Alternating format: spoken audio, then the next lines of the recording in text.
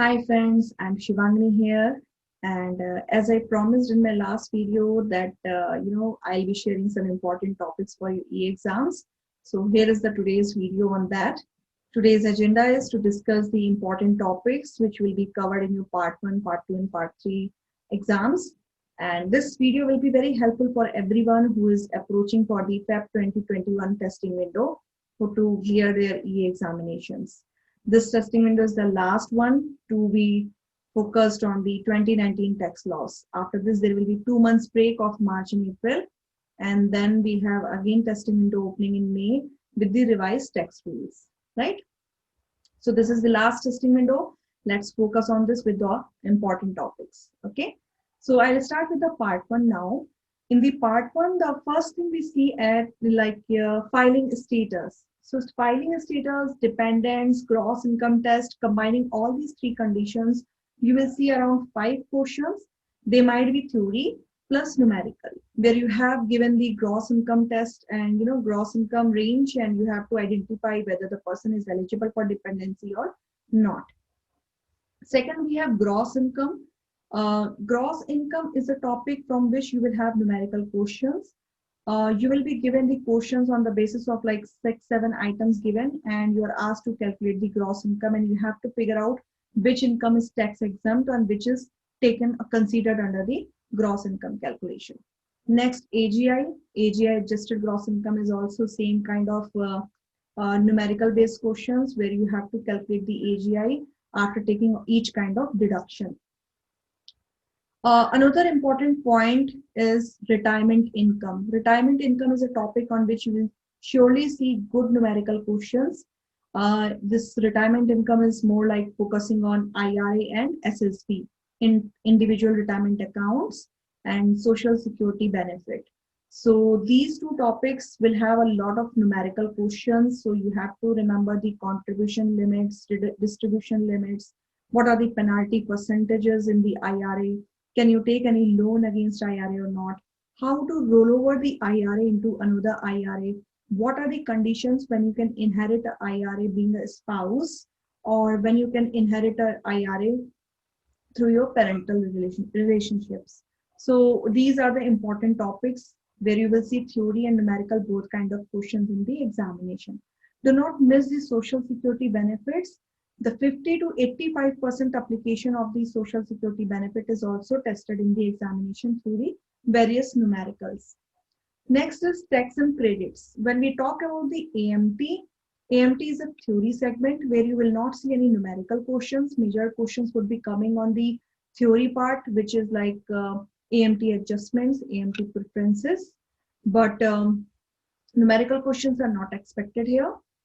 Next is your credits and itemized deductions. Itemized deduction is a full-fledged numerical based topic. You will surely see questions on the medical expenses or taxes. You will surely see your questions on the numerical questions on these topics.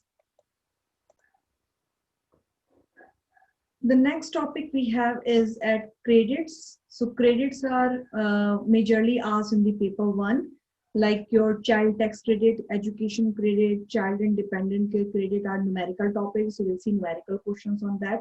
Whereas you have theory credits as well, EIC, adoption credit, and your retirement saving contributions, you will see theory questions on these. Basis of property, though it is not mentioned in the content outline majorly, but yes, basis of property is something which is very, very important, kind of game changer of your part one examination.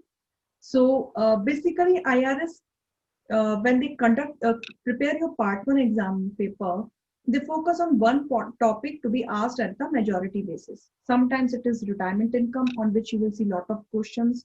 Sometimes it is credits, on which you will see a lot of questions, or sometimes it is basis of property, on which you will see 10 to 15 questions on a stretch.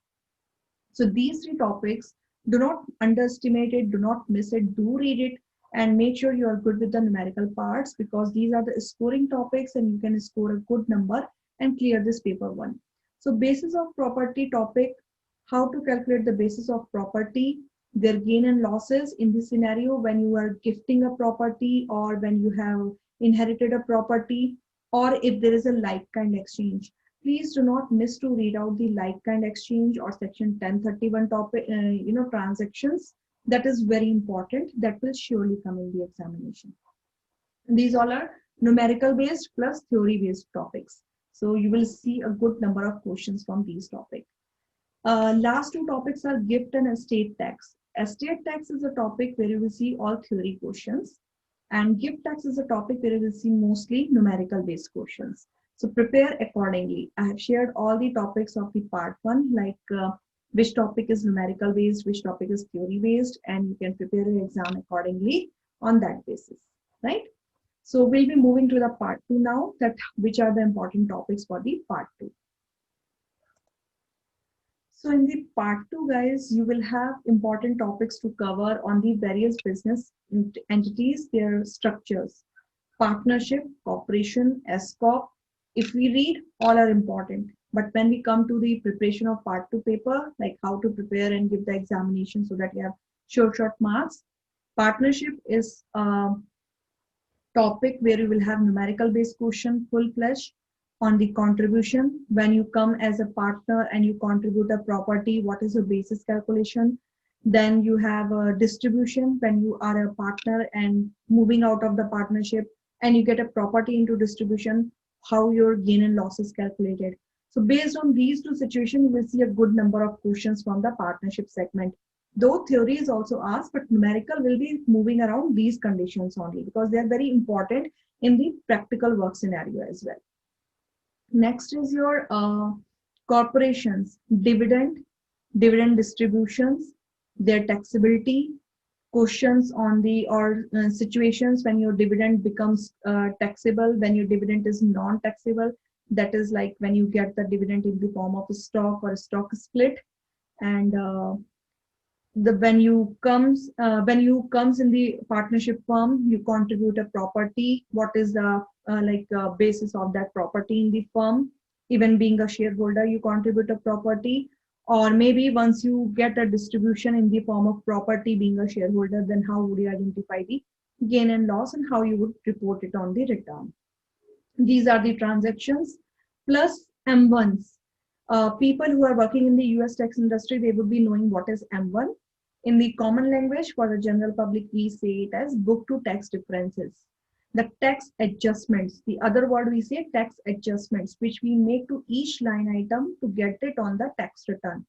So tax adjustments, they are very important. How to, what are the tax rules applicable to each line item when you present it on the return, when you get it from the book and convert it into taxable reporting income. So what are the tax adjustments? That is very important. You will see a lot of numerical questions on that. Depreciation, you will see good number of questions on that. And 1231 gain and loss identification, their treatment, when it is known as ordinary income, when it is treated as capital gain, how to treat the depreciation when you are selling a property, whether it will be ordinary income or not.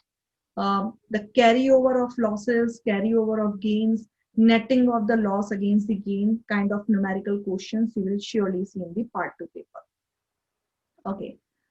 Here again, tax exempt returns are equally important. So the entities like trust and all, they were theory portions. So you should be covering that on the theory part. Third paper is representation. How you should be representing. So third paper tip is when you guys are approaching for the third paper examination, read each question and while responding to that, think from the point of view like you are an enrolled agent and this is the situation. So what will be the response for it? If you think in that way, you will be answering most of the questions correctly.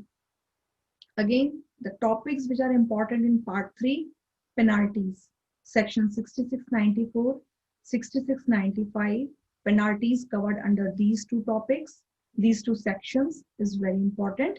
So penalties under these two sections plus penalties for the undisclosed position, safeguarding taxpayer information, all these conditions, penalties are very important in scoring number. Then you have representations, renewal cycle. You will see a lot of questions on the renewal cycle based around the situation, like when you are renewing your license, what number of hours CPU required to maintain for the next cycle. Based on that, you will see a lot of questions. Yes, part 3 is majorly a theory-based question paper. However, you will see a good number of number-based questions from the renewal cycle or penalty side, where you have to hit the, or where you have to calculate the, or where you have to find out the numbers based on answers based on the numbers.